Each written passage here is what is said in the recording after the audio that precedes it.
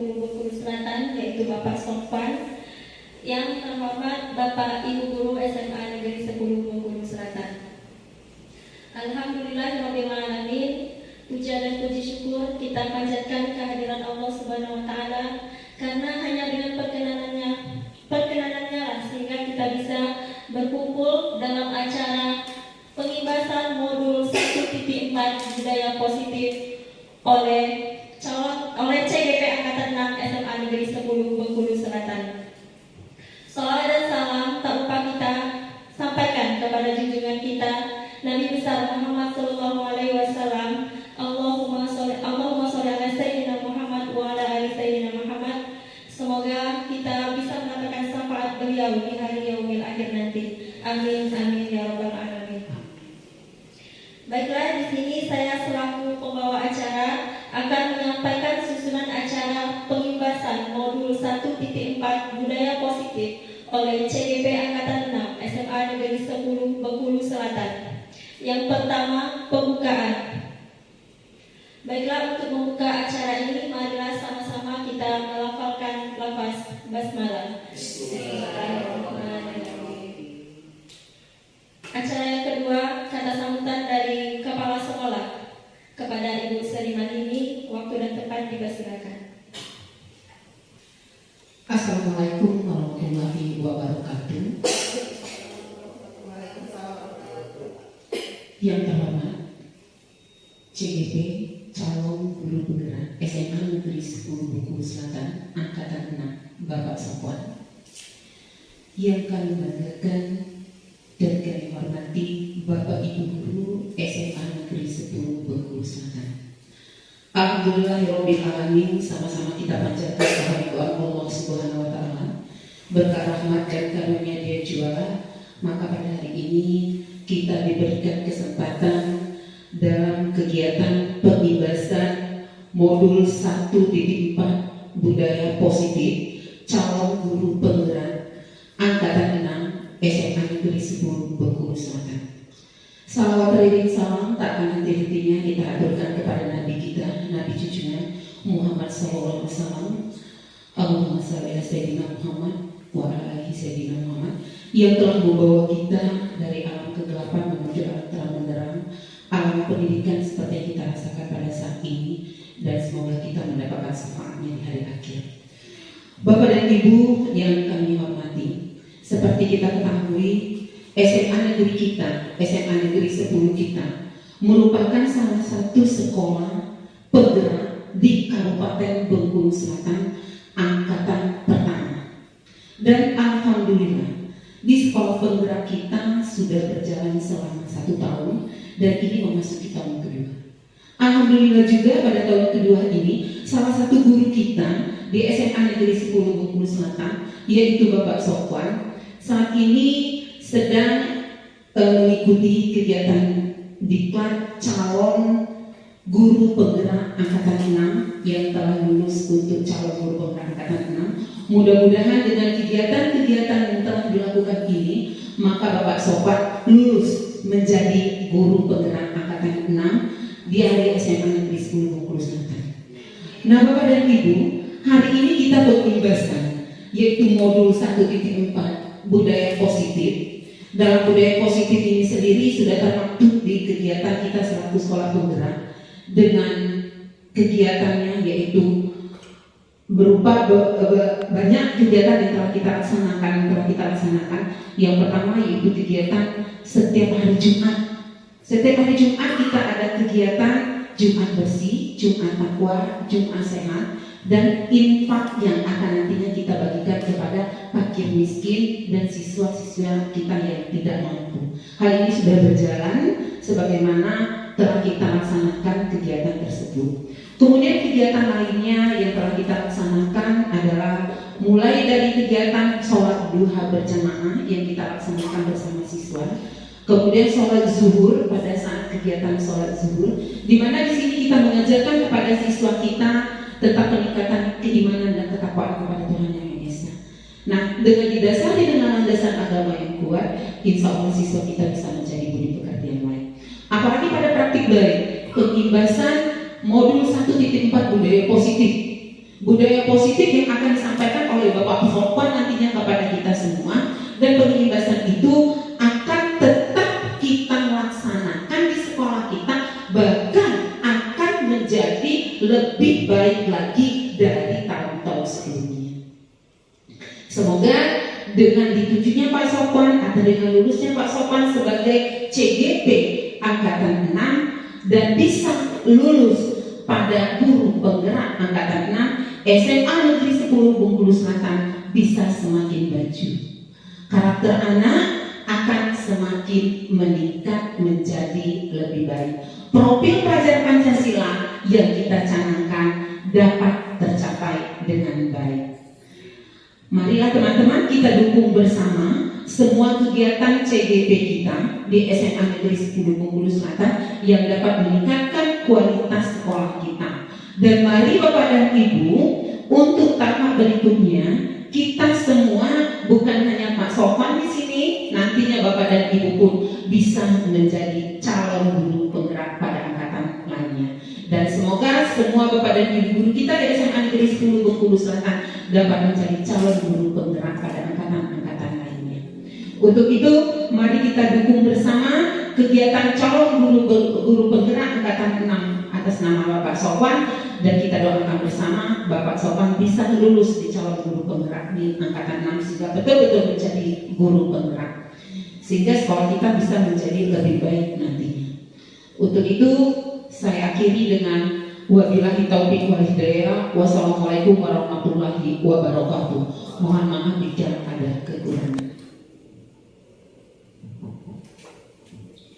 Terima kasih kepada Ibu Kepala Sekolah atas kata sambutannya. Selanjutnya acara yang ketiga yaitu penyampaian pembebasan modul 1.4 budaya positif yang akan disampaikan oleh CGP Angkatan 6 SMA Negeri 10 Bengkulu Selatan. Kepada Bapak Sopwan, kami persilakan.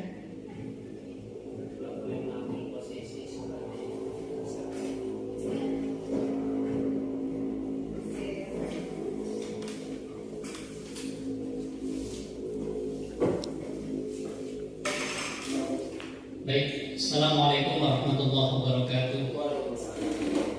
Yang terhormat Ibu Kepala SMA Negeri 10 Bengkulu Selatan, Bapak dan Ibu Wakil Kepala serta Dewan Guru dan staf tata usaha yang sangat kami banggakan. Pertama, terima kasih atas kesediaan waktu Bapak dan Ibu Guru pada kesempatan siang hari ini untuk menerima materi pengimbasan saya selaku calon guru penggerak Angkatan 6 Kabupaten Bengkulu Selatan untuk SMA Negeri 10 Bengkulu Selatan. Yang kedua, mohon maaf barangkali waktu yang digunakan menyita kegiatan Bapak Ibu dalam berkegiatan mengajar dan mungkin juga dalam kegiatan lainnya. Saya apresiasi yang setinggi-tingginya atas perkenan Bapak Ibu untuk berkolaborasi dengan saya. Mengapa? Dari modul 1.1 sampai dengan 1.4 ada tugas yang sangat berat dan terus tugasnya sangat berat. Kalau kemarin sifatnya masih mandiri dan sekarang saya harus berkolaborasi dengan Bapak Ibu untuk pengimbasan budaya positif. Artinya begini Bapak Ibu, saya mungkin memiliki gagasan-gagasan atau ide-ide yang semestinya ide itu harus dilakukan bersama-sama. Tetapi karena mungkin di antara kita belum ketemu, maka Bapak Ibu tidak akan memahami apa ide-ide yang akan saya lakukan dalam praktek baik dalam kegiatan budaya positif. Oleh karena itu, pengimbasan ini sifatnya saya mengkampanyekan ide-ide saya yang akan saya praktekkan di sekolah ini, tetapi saya juga memohon untuk mendapatkan dukungan serta kerjasama antara rekan sejawat guru dan TU di SMA Negeri 10 Bengkulu Selatan. Baik Bapak Ibu, kami telah sampai kepada modul 1.4 yakni budaya positif. Saya flashback terlebih dahulu sebelum ke materi budaya positif.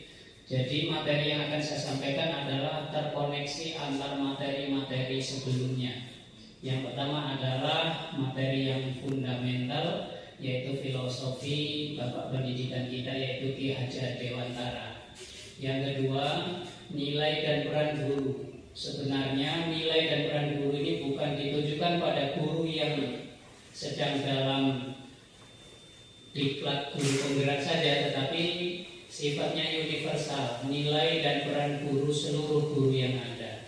Yang kedua, tentunya setiap guru, pribadi guru, selain sekolah dan lembaga ini memiliki visi dan misi, kita pribadi guru juga harus memiliki visi guru juga. Dan akhirnya dari visi guru itu muncullah budaya-budaya positif yang akan kita laksanakan setiap harinya di lingkungan komunitas pendidikan kita. Selanjutnya, apa itu filosofi KHD? Jadi filosofi KHD itu secara garis besarnya bahwa pendidikan itu sifatnya hanya menuntun kodrat anak-anak kita. Kodrat anak kita ada kodrat alam dan kodrat zaman.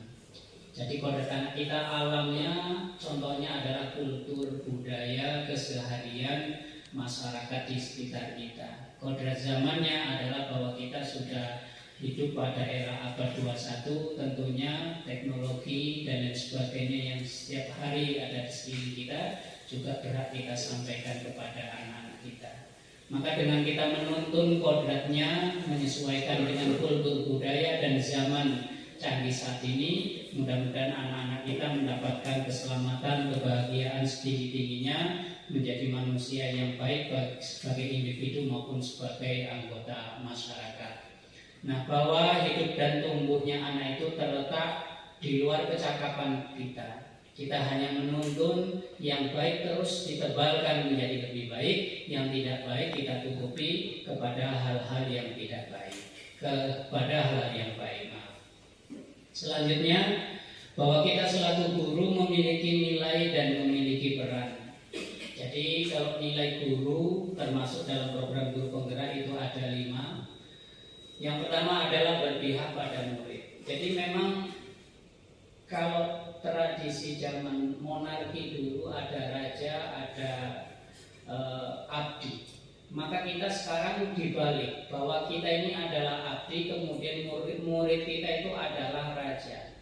Artinya kalau kita sebagai guru sekarang harus menghamba pada murid. Kebutuhan apa yang dibutuhkan oleh siswa, kemudian model dan pengajaran apa yang tepat pada saat ini, serta pendekatan-pendekatan apa yang bisa kita lakukan untuk supaya murid itu belajar sesuai dengan kemerdekaannya. Yang kedua, kita selaku guru juga harus memiliki nilai kemandirian. Artinya apa? Tidak ada kepala sekolah maupun ada kepala sekolah, ada pemantik atau pendorong atau tidaknya, kita harus senantiasa berbuat yang lebih baik lagi.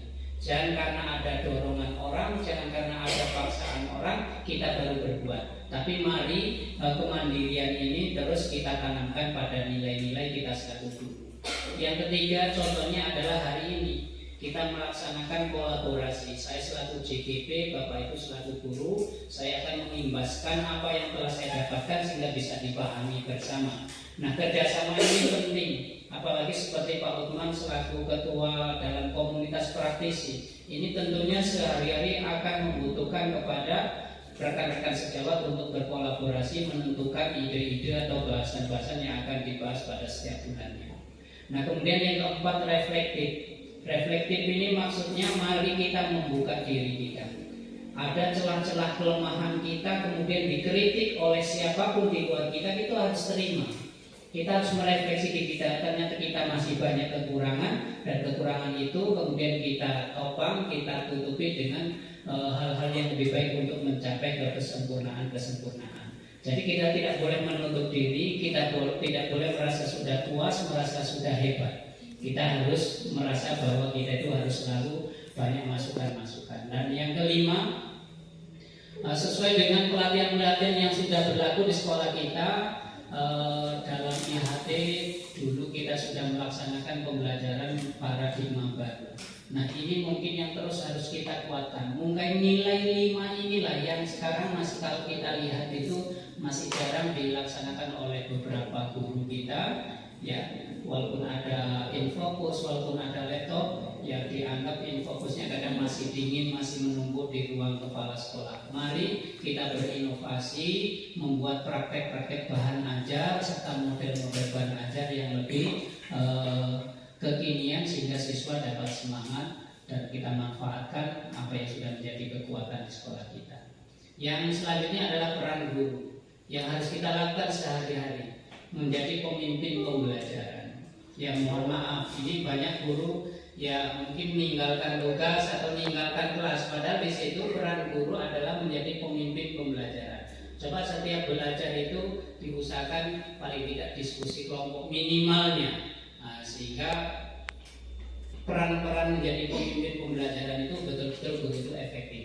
Kemudian sampai kelas itu belum terpiketi dan lain sebagainya. Itu karena kita selaku guru belum menjadi pemimpin pembelajaran, tidak memahami situasi yang sedang kita hadapi. Yang kedua, coach bagi guru lain. Ini sering ketika kita mengisi sulinja. Nah, pertanyaan-pertanyaan ini mungkin hampir dijawab 100% berbohong. Apakah Bapak Ibu membuat RPP bekerja sama dengan guru lain? Nyatanya jawabannya iya, tapi prakteknya saya tidak pernah konsultasi dengan Pak Uthman masalah RPP saya seperti ini dengan Bu Devi, dengan Bu Penny. Semua diam-diam saja. Nah, ini maksudnya mari kita di antara satu yang lain, Bu Dona sudah memahami membuat modul, silakan guru yang lain belum tahu, maka Bu Dona menjadi coaching, menjadi pendampingnya. Coachingnya adalah guru-guru yang minta pendapat. Kemudian mendorong kolaborasi. Mendorong kolaborasi seperti hari ini saya mengajak Bapak Ibu guru, mari Bapak Ibu mohon luangkan waktunya sebentar, kita akan berdiskusi masalah pemimbasan.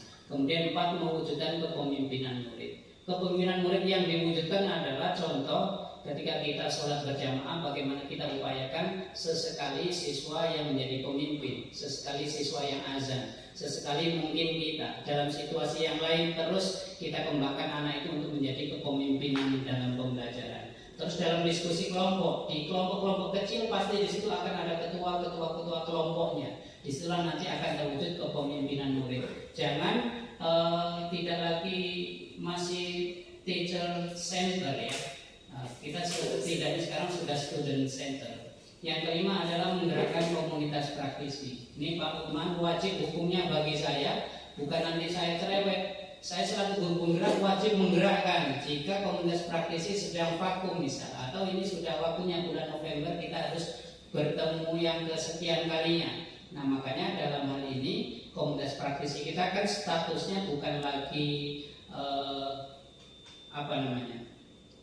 kita kan sudah membuat, kan kita sekarang tahapannya adalah sudah tumbuh. Nah itu sudah tumbuh, maka kuatkan tumbuh itu karena setiap bulannya kita adakan kegiatannya. Oke, selanjutnya, nah kita sudah masuk kepada teori. Nah jadi saya selaku guru penggerak itu memiliki visi. Nah, visi yang saya rangkum adalah seperti ini, mewujudkan peserta didik yang memiliki nilai-nilai profil belajar Pancasila dengan tuntunan filosofi KHD. Nah, untuk mewujudkan visi saya ini, bagaimana anak-anak saya, siswa-siswa kita memiliki nilai-nilai profil belajar Pancasila, minimal yang saya kuati adalah iman, takwa, dan akhlakul karimah. Maka harus ada pola yang harus dibuat. Pola yang harus dibuat itu adalah namanya pola Bagja. Bagja itu singkatan dari berbagai istilah B, A, G, J, A. B itu artinya adalah membuat sebuah pertanyaan. Untuk mewujudkan mimpi, apa yang akan saya lakukan? Yang kedua, ambil pelajaran. Maksudnya apa? Kita melihat ke belakang, selama ini sekolah kita seperti apa kegiatannya, apa yang mundur, apa yang kurang baik, kita introspeksi, maksudnya ambil pelajaran. Yang ketiga, gali mimpi. Kita yakin setiap guru punya angan-angan, mendambakan siswa-siswi kita nanti seperti apa. Kemudian jabarkan rencana. Saya mengajak Pak Uthman, saya mengajak Pak Andes, mengajak Ibu Andrea selaku guru agama. Saya memiliki mimpi bahwa anak-anak kita bisa mengimami sholat, bisa memimpin bacaan doa, bisa memimpin kegiatan-kegiatan ritual keagamaan. Nah, kemudian setelah itu atur eksekusinya. Eksekusinya adalah dibuat tim, dibuat SK, komunitas imam berjamaah, kemudian siapa saja yang berperan di dalamnya, ada ibu kepala sekolah, ada pengawas pembina, ada pembina rohis dan lain sebagainya. Maka ketika itu dirumuskan dalam Bagja, maka sangat mudah untuk melihat tantangan-tantangan, kendala-kendala, dan bagaimana kita bisa cepat mengevaluasinya. Nah, jadi dari pengimbasan ini Bapak Ibu, saya harapkan bahwa Bapak dan Ibu guru juga bisa merumuskan ide nanti dengan pola Bagja. Misal contoh, bagian sarana prasarana memiliki ide bahwa aku ingin mewujudkan sekolah saya itu lingkungannya bersih, asri, dan sehat misal. Maka tuangkan polanya, rumusnya dalam Bagja. Nah, seperti itu. Nah, nanti dengan pengimbasan ini jangan hanya saya yang memiliki ide, tetapi guru-guru semua silakan untuk memiliki ide, dituangkan dalam pola Bagja. Nah, ini contohnya. Yang B, buat pertanyaan, define. Pertanyaan yang saya ajukan adalah bagaimana cara memaksimalkan kegiatan sholat duha dan zuhur berjamaah. Apakah selama ini tidak maksimal? Iya, menurut saya. Kalau tidak digerakkan, tidak bergerak. Kalau tidak dipimpin, tidak jadi. Nah itu, maka bagaimana saya ingin memaksimalkan ini? Kemudian saya konsultasi dengan guru PAI, lidiknya. Bu, ada nggak di setiap kelas itu Bu siswa-siswa yang sudah mahir dalam bacaan-bacaan sholat?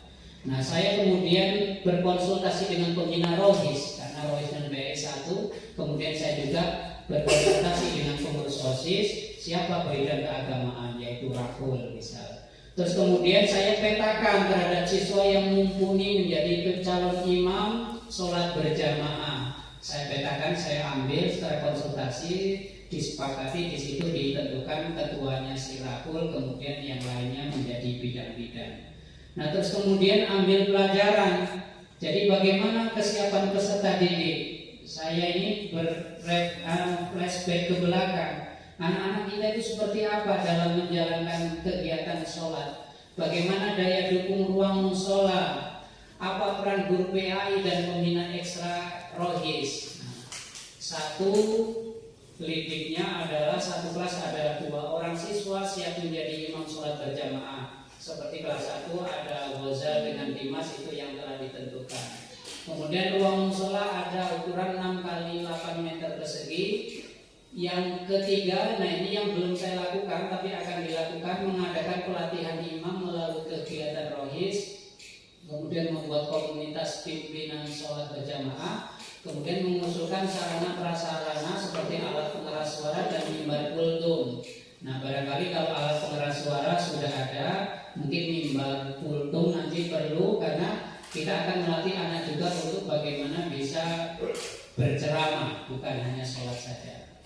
Kemudian gali mimpi. Pertanyaan saya, semua siswa laki-laki bisa memimpin sholat berjamaah. Mimpi saya berarti semua, bukan hanya Ghazal dan Dimas saja, tetapi semua anak laki-laki nanti diimbasi oleh komunitas imam bisa berperilaku atau berbuat menjadi seorang imam. Nah, apakah siswa semangat mengikuti pelatihan imam? Karena belum saya lakukan praktek baik ini. Dan apakah ada dukungan dari sekolah? Jawabannya sekarang lidiknya 2 orang per kelas mampu untuk menjadi imam. Semua siswa antusias, yang harapan saya nanti terpenuhinya sarana pengeras suara dan mimbar kultum. Artinya ketika ada azan sudah ada pengeras suara, hanya mungkin mimbar kultum nanti yang perlu dipikirkan. Kemudian jabarkan rencana. Pertanyaan saya, bagaimana langkah guru untuk memaksimalkan kegiatan sholat duha dan zuhur? Nggak mungkin Sofwan selaku promotor sendiri, azan sendiri, qomat sendiri, ngimami sendiri, mimpin doa sendiri, terus kemudian gerak ke anak sendiri. Di sini saya membuat struktur organisasi tim, yaitu tim penguat pendidikan karakter di bawah tim PPK. Kerjasama dengan guru piket. Mohon maaf, saya memerintah Bu Alpiani dan Bu Pera selaku piket, Bu tolong keliling anak-anak yang masih diam saja di dalam kelas untuk digerakkan untuk menuju ruang sholat. Kemudian komunitas imam, siapa yang sudah ditunjuk sepakati menjadi imam, kemudian kolaborasi, atur eksekusi. Nah, pertanyaannya adalah siapa saja yang akan terlibat, bagaimana proses pelaporan dan kemajuannya nanti. Jadi kepala sekolah sebagai penanggung jawab, pembina ROIS memonitor, guru penggerak selaku pelopor, guru piket pencatat absensi, siswa yang sholat, siswa yang tidak sholat, atau ada siswa yang berhalangan. Pengurus dan anggota ROIS, pengurus anggota OSIS, proses pelaporan dilakukan seminggu 1 kali minimal. Nanti anak ini sholat, anak ini nggak sholat, evaluasi tindak lanjut adalah nanti setiap semester.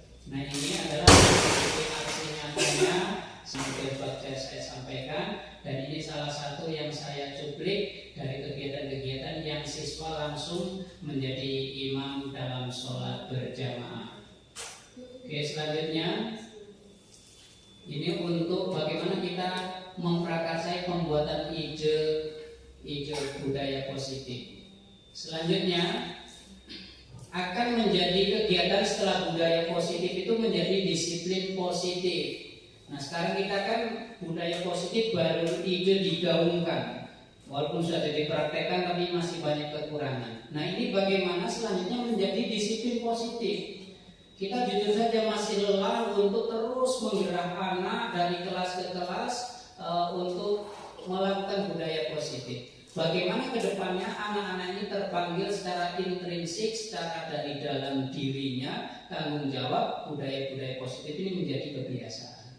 Nah, disiplin positif itu apa? Suatu proses dalam mendidik anak, melakukan kontrol dirinya dan pembentukan kepercayaan dirinya.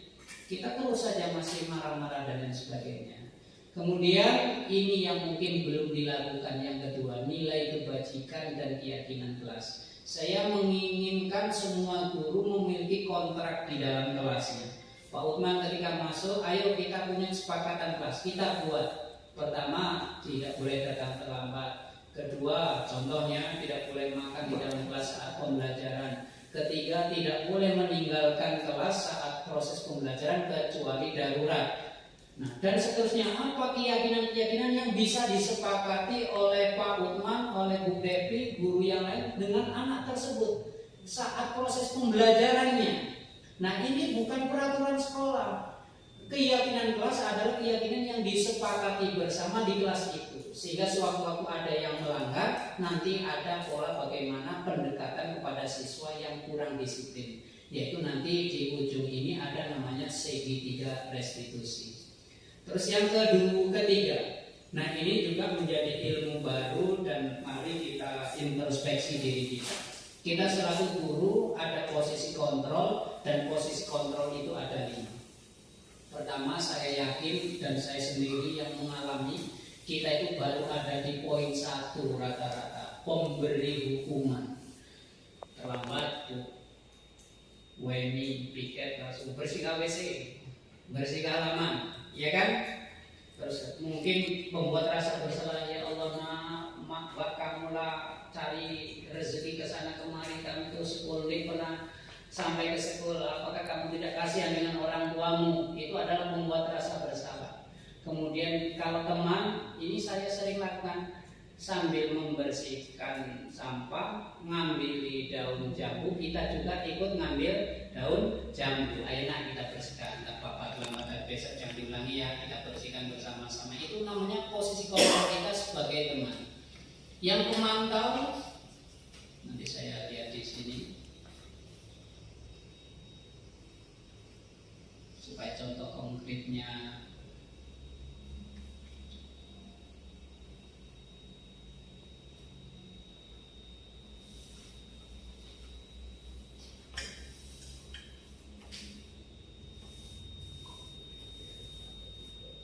ya, saya ulangi, yang pertama adalah penghukum.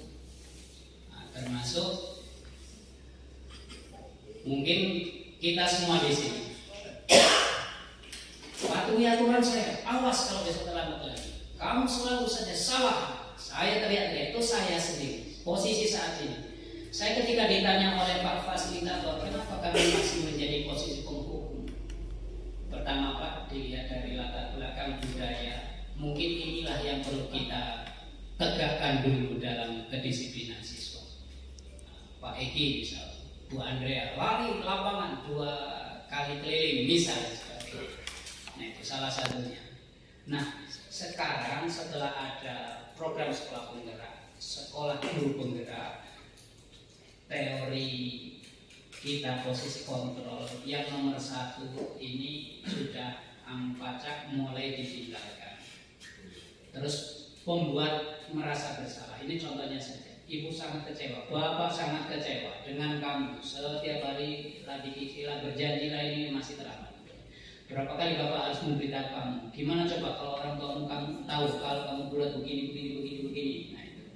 Apalagi kalau sebenarnya siswa nggak pernah sampai panggil orang tuanya itu otomatis itu adalah pembuat merasa bersalah. Ternyata kesalahan saya sekarang diketahui orang tua saya.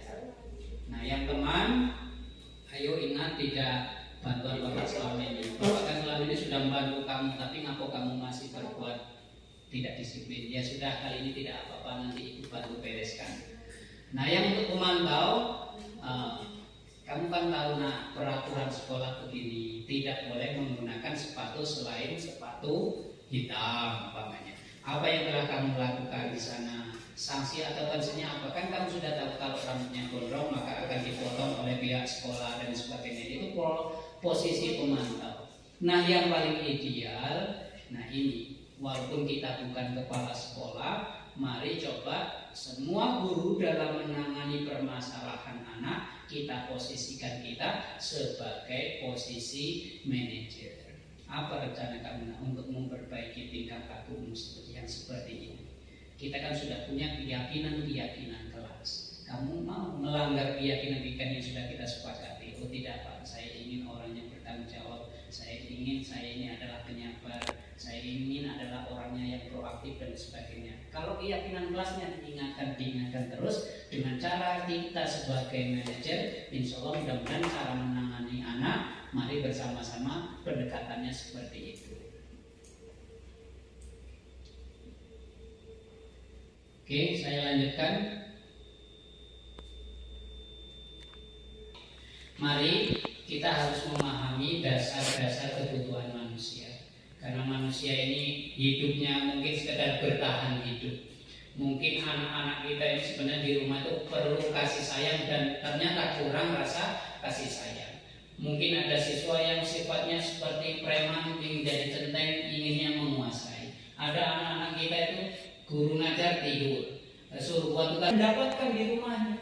Ternyata anak di rumah itu tidak pernah mendapatkan kasih sayang, tidak pernah merasakan kesenangan, sengsara terus hidupnya. Ketika di sekolah, kenapa dia seperti itu? Suruh tugas acuh tak acuh, melawan guru. Nah ini maksudnya sekarang bahwa setiap terjadinya masalah yang terdapat pada anak, kita lihat kebutuhan dasar manusia. Jangan-jangan anak kita itu kurang di sisi ini, kurang di sisi ini, sehingga mengakibatkan itu.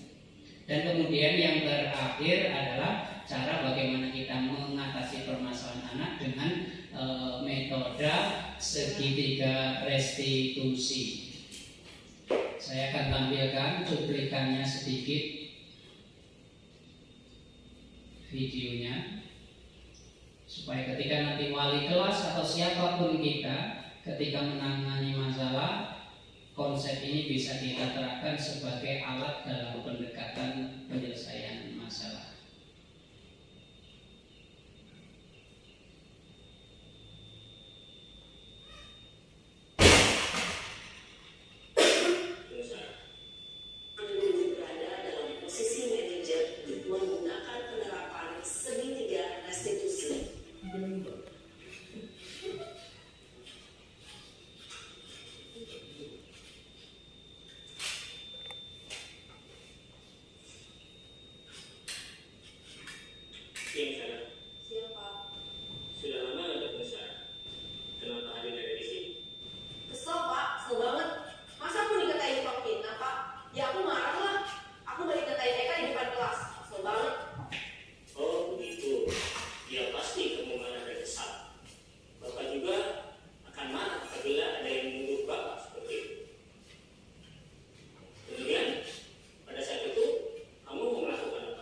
Ya saya langsung ngatain Eva, Pak. Kesel banget.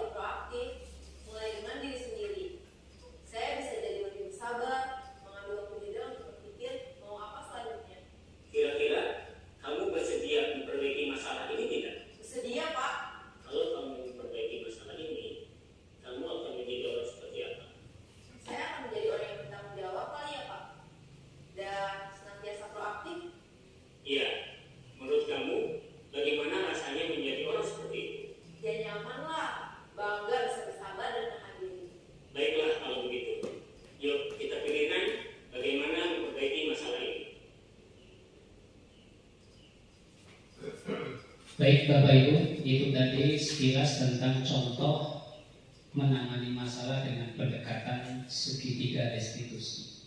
Saya ulasi kembali, segitiga restitusi itu 1, 2, 3 itu maksudnya pertama adalah menstabilkan identitas. Artinya ketika Pak Utman sedang marah, kita kuatkan, kamu betul kamu marah karena kamu dihina.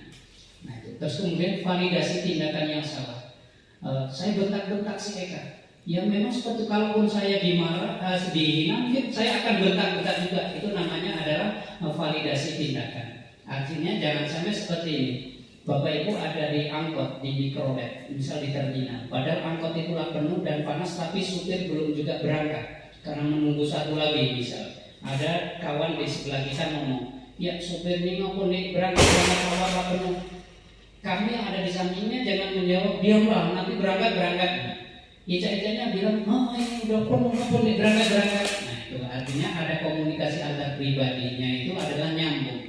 Ketika anak sedang seperti itu terus kita validasi, walaupun itu kesalahan divalidasi, tapi artinya kita tanyakan bahwa perbuatan itu tidak sampai berlebihan dan kita tanyakan bahwa keyakinan itu seperti apa, yaitu bertanggung jawab, bersabar, menghargai orang lain. Maka pertanyaan keyakinan itu harus kita kuatkan. Disitulah cara pendekatan dengan segitiga restitusinya.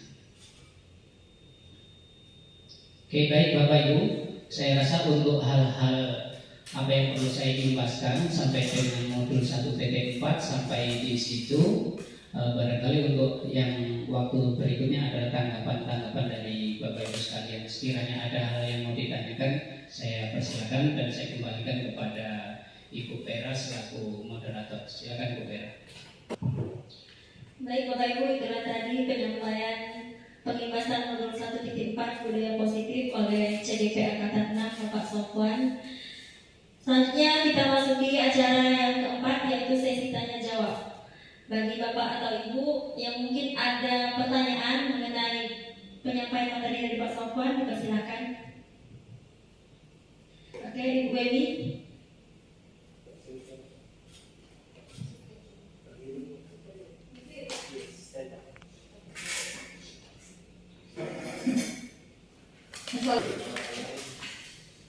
Terima kasih atas kesempatannya. Perkenalkan, nama saya Weni Putri Yuli. Baiklah, pada kesempatan ini saya ingin bertanya bagaimana cara untuk menciptakan budaya positif dan praktik baik tersebut, Pak. Mohon dijawab ya, Pak. Terima kasih. Assalamualaikum warahmatullahi wabarakatuh. Waalaikumsalam warahmatullahi wabarakatuh. Bagaimana Pak, langsung dijawab? Oke, pertanyaan berikutnya dari siapa? Ibu Dona. Assalamualaikum warahmatullahi wabarakatuh. Baiklah Pak, saya ingin bertanya, bagaimana kalau kita ingin menangani anak yang bermasalah, anak misalnya murid yang bebal dalam penerapan budaya positif ini? Itu saja Pak, terima kasih. Wassalamualaikum warahmatullahi wabarakatuh. Mungkin sudah.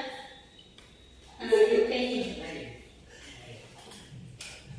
Assalamualaikum warahmatullahi wabarakatuh. Pada kesempatan ini, perkenalkan nama saya Alfiani. Saya akan menanyakan, tadi ada yang Bapak jelaskan tentang kesepakatan kelas. Pada saat apa kita membuat kesepakatan kelas itu? Di awal pelajaran atau di awal semester baru kita masuk? Mohon dijawab ya Pak. Terima kasih warahmatullahi wabarakatuh. Sofwan untuk menjawab. Terima kasih, ada 3 pertanyaan yang luar biasa pertanyaannya. Kita kasih hapus dulu buat Bu Weni, Dona, dan Bu Weni. Baik, terima kasih. Pertanyaan pertama adalah dari Bu Weni. Bagaimana sih kita menciptakan budaya positif kemudian menjadi praktik baik? Jadi menciptakan budaya positif itu adalah muncul dari ide kita. Ide kita itu sederhana saja. Saya ingin lingkungan sekolah kita itu bersih.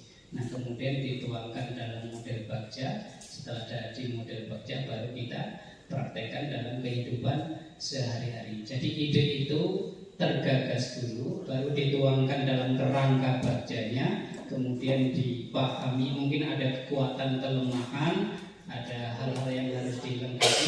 Istilahnya kita itu mengasesmen terlebih dahulu, tapi kerangkanya adalah kerja. Setelah jadi kan kemudian kita melakukan eksekusi.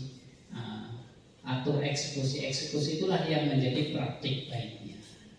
Kemudian yang kedua dari Bu Dona, bagaimana cara menangani siswa yang bermasalah dan yang bandel. Nah, jadi memang permasalahan ini banyak ditanyakan pada saat kami melakukan sinkronus maupun lokakarya, terutama bagi guru-guru sekolah dasar. Anak-anak kami itu bandel-bandel sekali. Bagaimana cara mengatasi masalah-masalah terhadap anak kami ini? Pertama, kita kan harus melakukan motivasi sebenarnya. Motivasi itu ada dua, ada intrinsik dan ada ekstrinsik. Nah, jadi sebenarnya yang pertama yang harus kita bangun itu adalah motivasi ekstrinsiknya dulu. Kita mau menangani anak bermasalah, tunjukkan bahwa kita tidak bermasalah. Anak disuruh disiplin, tunjukkan kita disiplin. Anak jangan terlambat, tunjukkan kita jangan terlambat, seperti itu. Nah, baru pendekatan-pendekatannya ada. Seperti apa kita nanti menjadi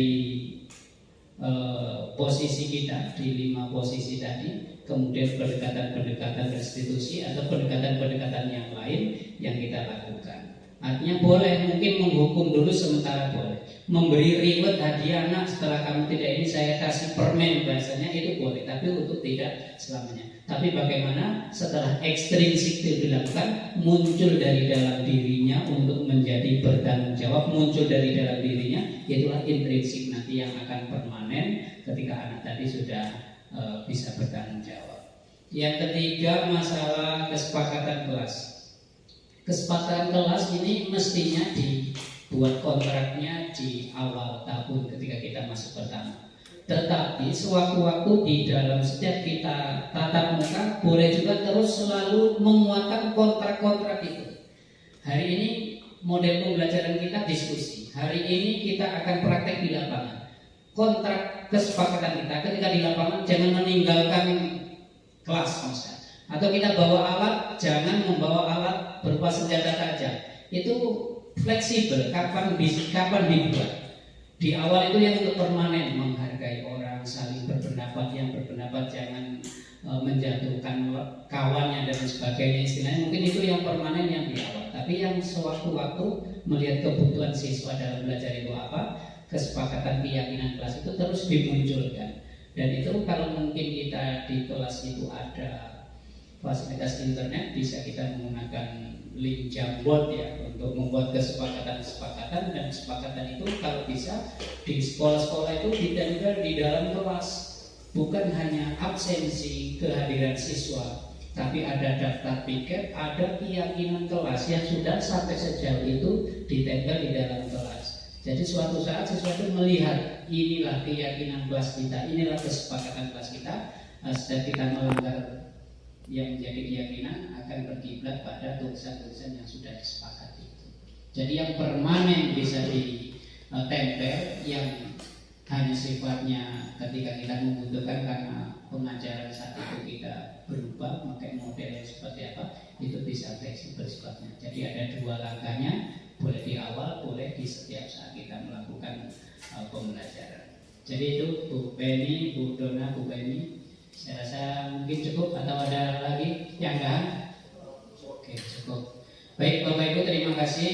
Ini adalah pengimbasan yang telah saya sampaikan dari modul 1.1 sampai 4. Barangkali nanti tetap saya membutuhkan kolaborasi kerjasama dari Bapak Ibu sekalian untuk tugas-tugas yang lain, dan mungkin untuk memberikan materi-materi atau pengimbasan kepada Bapak Ibu untuk di modul-modul berikutnya. Terus terang saja kami mengikuti kegiatan diklat ini baru di awal, dimulai tanggal 24 Agustus, September, Oktober, dan akan berakhir pada April 2023. Jadi masih luar biasa, sangat lama dan panjang sekali. Itu saja, mohon doa, mudah-mudahan diberikan kekuatan, terus semangat sehingga dapat mengikuti diklat sampai dengan akhir, sehingga ilmu yang saya dapatkan dapat saya tularkan kepada Bapak Ibu dan untuk kebaikan khususnya di sekolah kita di seluruh perusahaan. Demikian, kurang lebihnya mohon maaf. Saya akhiri. Wallahu muwaffiq ila aqwamit thoriq. Assalamualaikum warahmatullahi wabarakatuh. Saya kembalikan kepada Bu